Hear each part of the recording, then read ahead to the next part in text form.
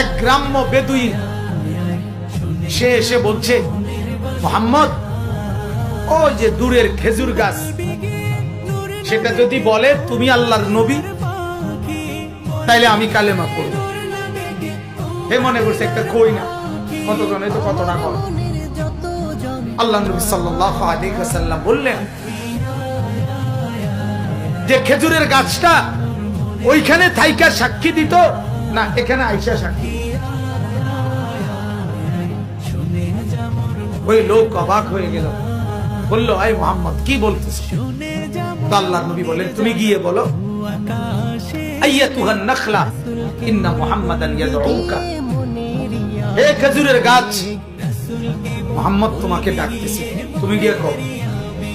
লোকটা বলল, আল্লাহ নবী সাল্লাল্লাহু আলাইহি সাল্লামের নাম সাআতিশ শাজার, কিতাবের মধ্যে আছে। মানুষের বাচ্চা যেভাবে হাঁটে, খেজুরের গাছ এভাবে হাইটা আল্লাহ নবী সামনে চলে আয়েশা বলছে, আমি সাক্ষ্য দিচ্ছি আপনি মুহাম্মদ আল্লাহর রাসূল। ওই লোক কালেমা পড়ে